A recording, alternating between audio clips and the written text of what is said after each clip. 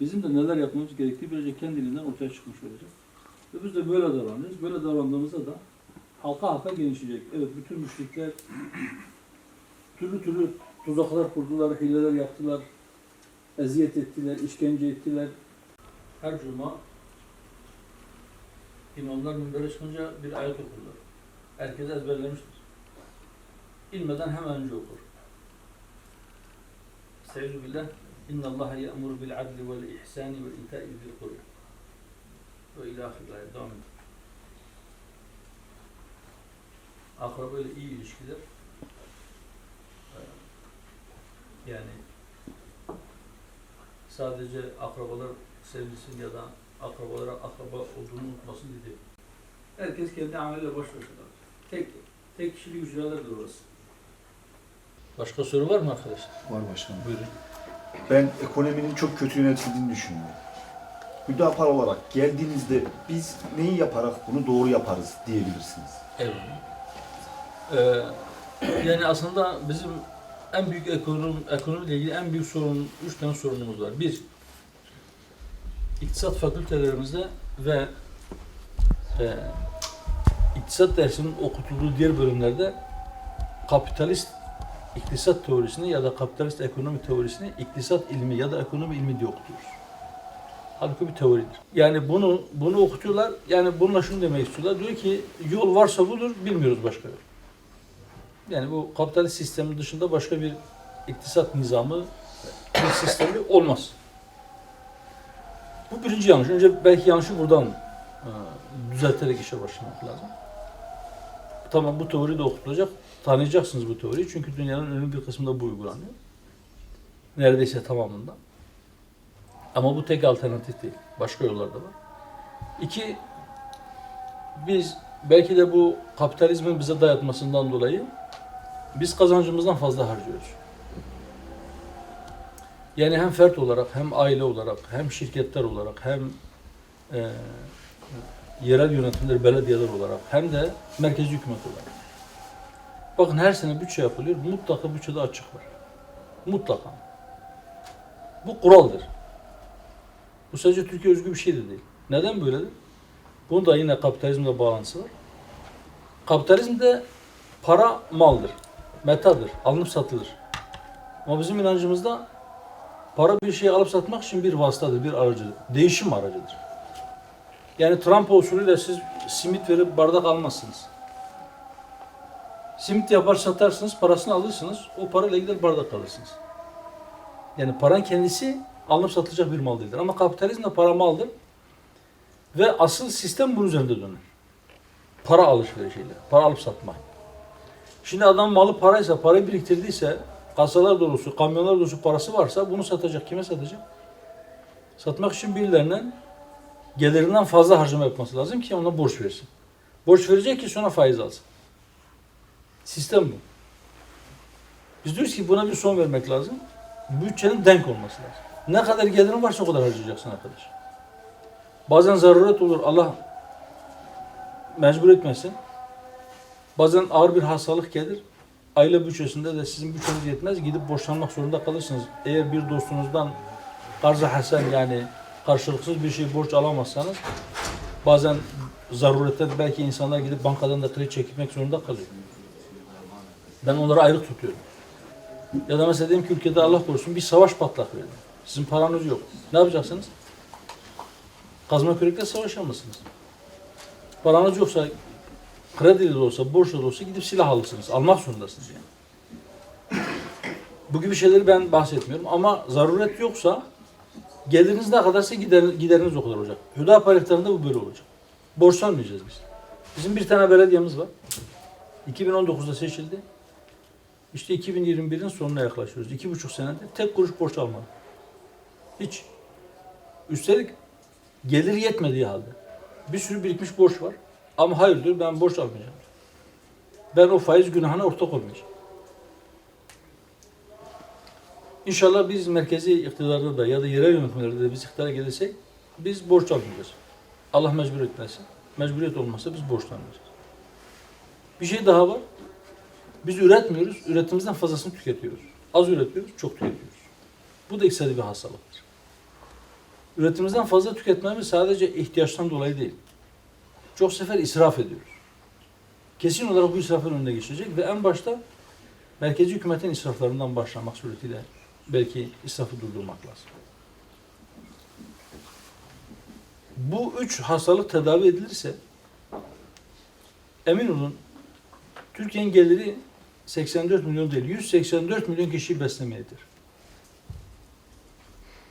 İsraf gelince bereket kaçıyor. Faiz gelince bereket kaçıyor. Bereketimiz kaçmış. Yoksa zengin bir ülke yani. Şimdi bu mevcut gelir, mesela şu anda Türkiye'de bu son haliyle yani bu küresel hastalığın Covid-19 salgınının etkisiyle bütün dünyada ekonomik dengeler bozuldu ama bu dönemde de kapitalistler yani para satanlar kârlarını katladılar. Hem de normal dönemlerde kazandıklarından daha fazla kazandılar. Yani küresel sayılı zenginler servetlerine servet kattılar. En az servetini artan %40-45 arttırmış. Bazıları %250-%300 arttırmış serveti. Bu 1,5 yıllık dönemi. Bu şartlarda bile Türkiye'nin ekonomisi küçüldü. Diğer bütün dünyadaki ekonomik krizle beraber Türkiye'de etkilendi.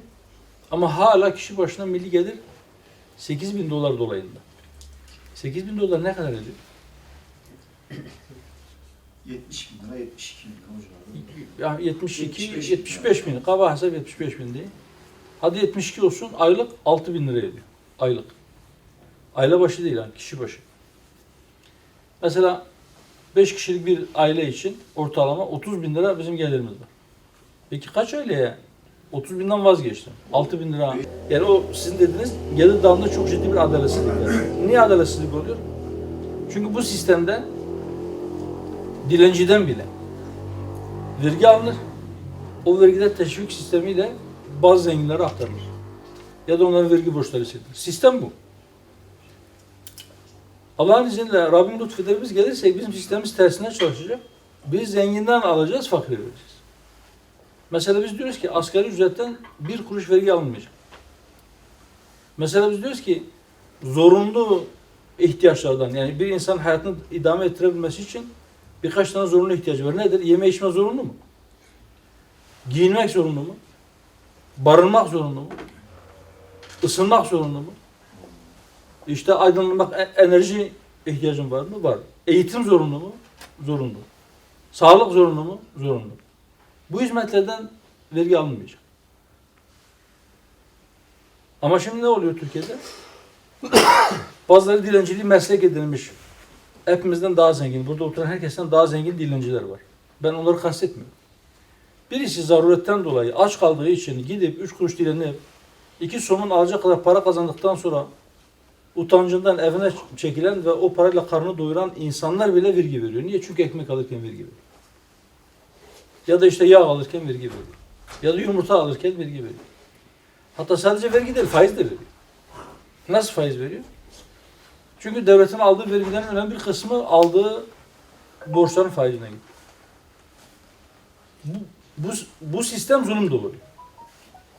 Bizim iktisat politikamızda buna yer yok. Zaruri ihtiyaç maddelerinden de vergi almayacak. Asgari ücreti de parasını alıp cebine koyacak. Vergiyi kim verecek? Vergiyi çok kazanan verecek. Şu anda da kağıt üzerinde çok kazanan çok vergi veriyor. Ama gerçekte öyle mi? Gerçekte öyle değil.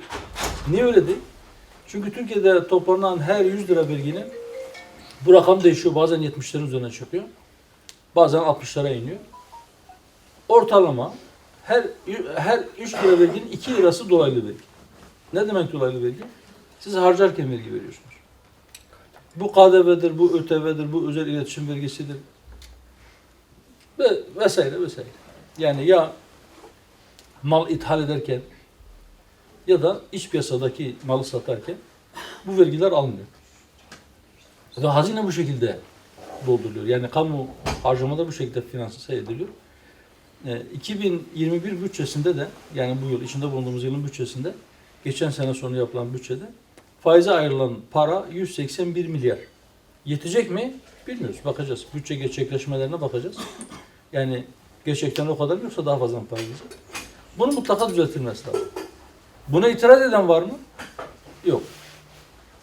Ama herkes diyor ki bu sistemin problemi yok. Sistem iyidir ama Sistemi idare edenler ekonomi çok kötü idare ettiği için biz bu duruma, biz gelirsek biz bu sistemi çok iyi idare ederiz. Sistem bu olduktan sonra sen nasıl idare edersen et, çok iyi idare edenler gidip IMF'ye evet efendim diyor. Tamam sen bana 3 kuruş ver, ben sana faizini tıkır tıkır ödeyeceğim diyor. IMF diyor sık kemeri, benim borcumu öde kardeşim, ben faizimi öde. Vatandaşa para yoksa, yani eğer senin paran yoksa dar gelirli kemerini sıksın. İyi idare edecek diyenler de böyle idare edecekler. Biz diyoruz ki hayır, biz bu sistemi değiştireceğiz. Sistem değişmeli. Çünkü sistem zengin dostu, fakir fukaranın canını okuyor. Bizim özet olarak bunu söyleyebilirim. Yani iktisat politikası ile ilgili daha başka belki şeyler söylüyorum ama bunlar temel şeyler. Bunlar düzeltilirse sorunlarımızın %90'ı hallolmuş olur. Allah kardeşlerimizi daim eylesin. İnşallah safra sürüyorsa şeytanlar araya giremez. Allah razı olsun. Ayaklarınıza sağlık. Sağ olun. Tekrar görüşürüz inşallah. Allah razı olsun. Ayaklarınıza sağlık. Buraya kadar Dedim ki onların doğrularından değil. Ben Müslümanım değil, Kürtlerin Müslümanca davranmayanlar yüzünden diyor. Ne biz kardeşiz biz? Yani müminler kardeştir. Ayeti sadece Kürtlere inmedi ki. Beni al deme. Allah razı olsun. Allah yolunuzu açık. Allah razı olsun. Allah'a emanet olun. Bizim bir fotoğraf çeksek olur mu? Olur tabii. Bence çekim hocam. Gel, gençler siz gelin şimdi. İleride yapar. Üyelikleri peki. Belki ileride başkan mı olacaklar? Yok sen de gençsin. Ben bile gencim ya. Şimdi ben şey yapacağım, bir tane şey bırakayım. Tamam hadi gelin. Tebrik merkezlerine.